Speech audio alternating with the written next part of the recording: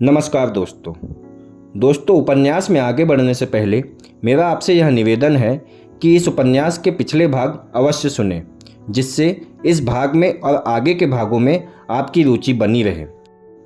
बाकी रही इस भाग की बात, तो होरी और गोबर की जो वार्ता होती है वह हमेशा ही दिलचस्प होती है। रूपा ने उंगली मटका कर कहा, ए राम सोना चमार, ए राम सोना चमार। इस विजय का उसे इतना आनंद हुआ कि बाप की गोद में रह न सकी। जमीन पर कूद पड़ी और उछल उछल कर यही रट लगाने लगी, रूपा राजा सोना चमार, रूपा राजा सोना चमार। ये लोग घर पहुंचे तो धनिया द्वार पर खड़ी हुई इनकी बाट जोह रही थी। रुष्ट होकर बोली, आज इतनी देर क्यों कर दी गोबर? काम के पीछे कोई प्राण थोड़ी ही दे देता है।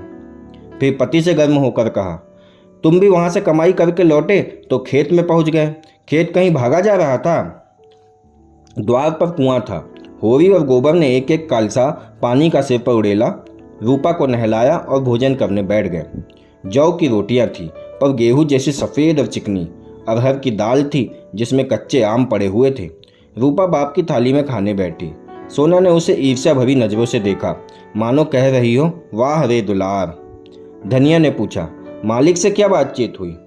होरी ने लोटा भर पानी चढ़ाते हुए कहा, यही तहसील वसूल की बात थी, और क्या। हम लोग समझते हैं बड़े आदमी बड़े सुखी होंगे, लेकिन सच पूछो तो वह हमसे भी ज़्यादा दुखी है। हमें अपने पेट की ही चिंता है, उन्हें हजारों चिंताएं घेरे रहती हैं। राय साहब ने और क्या क्या कहा, वह कुछ होरी को याद था नहीं। उस सारे कथन का खुलासा मात्र उसके स्मरण से चिपका हुआ रह गया था। गोबर ने व्यंग किया, तो फिर अपना इलाका हमें क्यों नहीं दे देते? हम अपने खेत, बैल, हल, कुदाल सब उन्हें देने को तैयार हैं। करेंगे बदला? यह सब धूर्तता है, निरी मोटर मदी। जिसे दुख होता है वह दर्जनों मोटरें नहीं रखता, महलों में नहीं रहता, हलवा पूरी नहीं खाता और न नाच रंग में लिप्त रहता है। मजे से रोज सुख का भोग कर रहे हैं, उस पर दुखी है। होरी ने झुंझला कर कहा, अब तुमसे बहस कौन करे भाई? जायदाद किसी से छोड़ी जाती है जो वही छोड़ेंगे। हम ही को खेती से क्या मिलता है? एक आने नफरी की मजूरी भी तो नहीं पड़ती। जो 10 रुपये महीने का नौकर है वह भी हमसे अच्छा खाता पहनता है, लेकिन खेतों को छोड़ा ही तो नहीं जाता। खेती छोड़ दे तो और क्या करें? नौकरी कहीं मिलती नहीं, फिर मर्जात को भी तो पालना पड़ता है। खेती में जो मर्जात है वह नौकरी में तो नहीं है। इसी तरह जमींदारों का भी हाल समझ लो, उनकी जान को तो सैकड़ों रोग लगे हैं। हाकिमों से रसद पहुँचाओ, उनकी सलामी करो, अमलों को खुश करो, तारीख पर मालगुजारी ना चुकाए तो हवालात हो जाए, कुड़की आ जाए। हमें तो कोई हवालात नहीं ले जाता, 2-4 गालियाँ धुड़कियाँ ही तो मिल जाती है बस, और छोड़ दिया जाता है। गोबर ने प्रतिवाद किया, यह सब कहने की बातें हैं। हम लोग दाने दाने को मोहताज हैं, देह पर साबित कपड़े नहीं हैं, चोटी का पसीना एड़ी तक आता है, तब भी गुजर नहीं होता। उन्हें क्या, मज़े से गद्दी मसनद लगाए बैठे हैं, सैकड़ों नौकर चाकर हैं, हजारों आदमी, हुकूमत। रुपए न जमा होते हो पर सुख तो सभी तरह का भोगते हैं। धन लेकर आदमी और करता क्या है? इस पर होरी ने कहा, तुम्हारी समझ में हम और वह बराबर है? तब उसके बच्चे ने कहा, भगवान ने तो हम सबको बराबर ही बनाया है।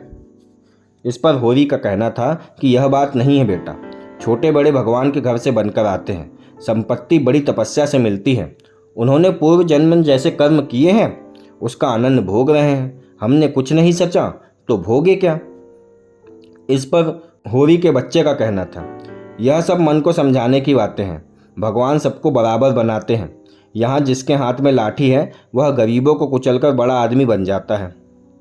होरी का कहना था, यह तुम्हारा भरम है, मालिक आज भी 4 घंटे रोज भगवान का भजन करते हैं।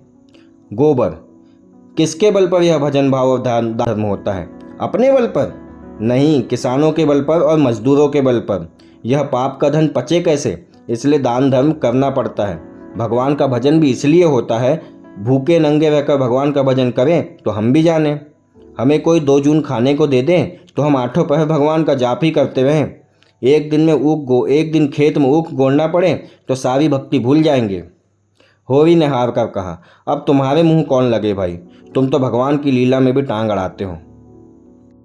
तो दोस्तों, इस अंश में आपने होरी और उसके बच्चे गोबर के बीच अमीरी और गरीबी को लेकर हुई वार्तालाप को सुना। इसके आगे का भाग सुनने के लिए आगे का एपिसोड जरूर देखें। धन्यवाद दोस्तों।